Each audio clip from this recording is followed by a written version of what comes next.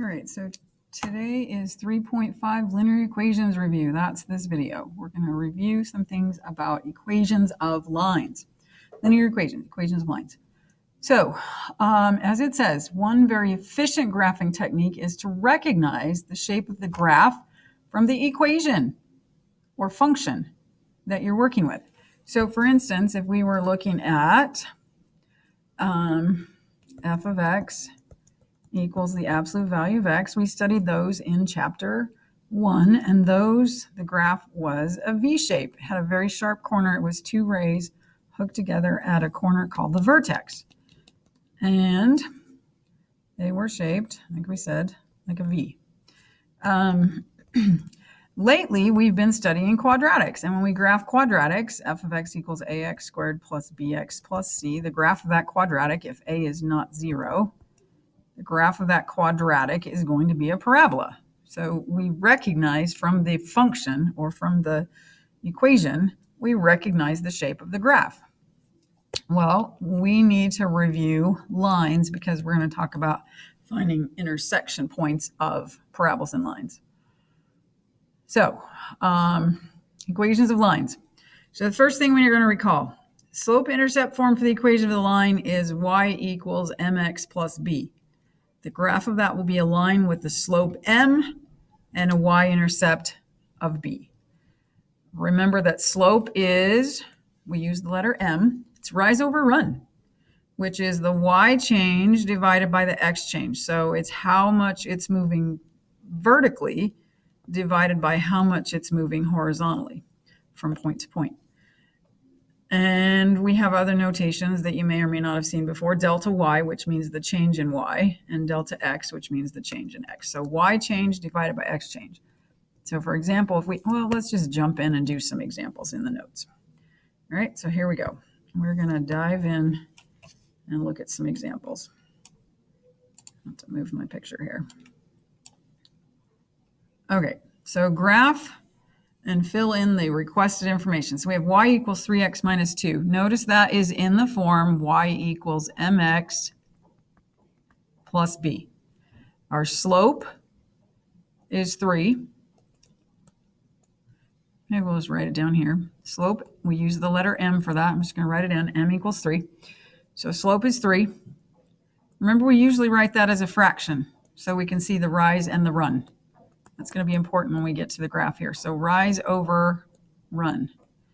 The y-intercept is a -2. We're going to write that as an ordered pair, 0, -2. I'm going to go ahead and put that on the graph. Here's 0, -2. It's where it intersects or intercepts the y-axis. That's the y-intercept. The x-intercept, we're going to find that in a second. I don't think it's a super nice point. So I want to remind you how we use the slope to graph the line once we have the slope and the y-intercept. So because the slope is 3 over 1, rise over run, we can go up 3 every time we go to the right by 1. Some people say up 3 over 1, but over could be left or right.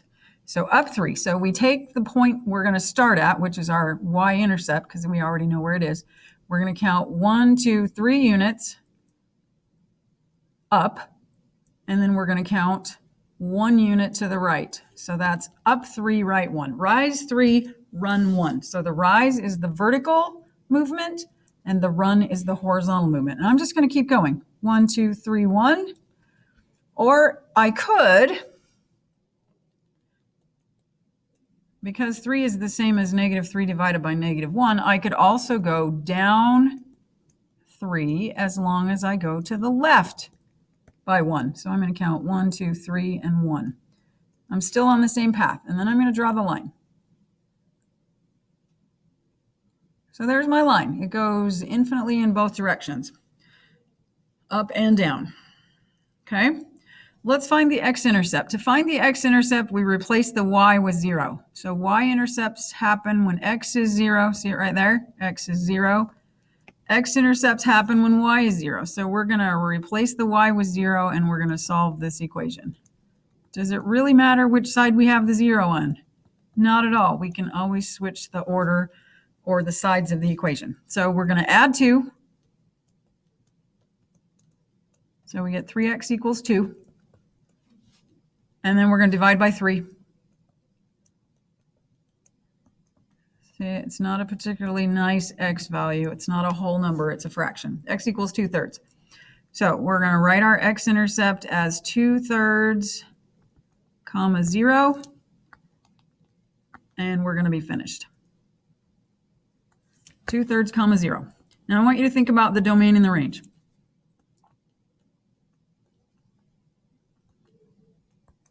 Domain is all of the x values represented on this graph. Notice it goes forever up and to the right. It goes forever down and to the left. So the domain is going to be all real numbers because we're using, or our graph represents all real numbers on the x. The range, so again, let's go back to the domain for a second. How far to the left do we go? Forever, right? It's going to keep spreading out to the left. How far to the right do we go? Forever, because it keeps going up and to the right.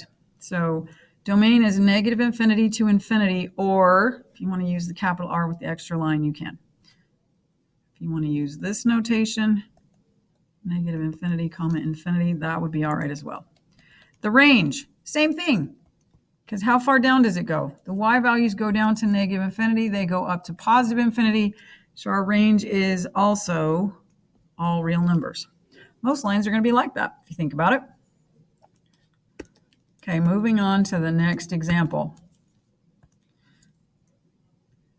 Graph, over instructions again. Graph each of the following, fill in the requested information. So we're going to find the slope.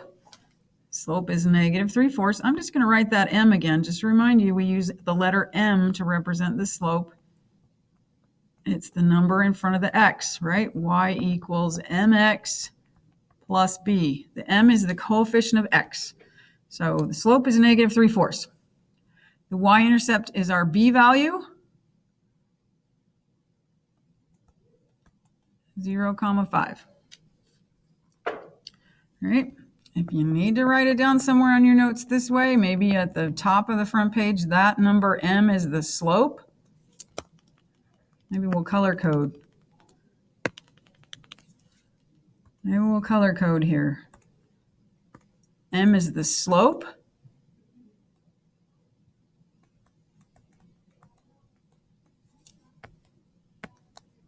And B is the y-intercept, the y coordinate of the point where the graph crosses the y-axis. That's our B. Okay? Whatever you need. But we need to remember y equals mx plus b. It's a super useful equation. Recognize that it's a line. Okay, so we're going to put the y-intercept on our graph. There it is, 0,5. The y-axis always goes up and down. Vertical. Your y-axis is vertical. The x-axis is always horizontal. All right, 0,5. There's our y-intercept. We're going to count from the y-intercept. We can go down 3 as long as we go to the right by 5. Not 5, 4. It's -3/4. So down 3, right 4. 1, 2, 3, 1, 2, 3, 4. Just count. 3 units. 1, 2, 3. 1, 2, 3, 4. Okay. So that takes us to the point 4,2. And it looks like I'm not going to be able to fit another nice point on the graph. I could go also up 3 and left 4. Yeah, down 3, right 4 is the same as going up 3, left 4. But I don't have room to get a point on the graph up there either. So I'm going to call it right here just with those 2 points. You only need 2 points to draw a line. That's all you need. Okay? You really just need 2.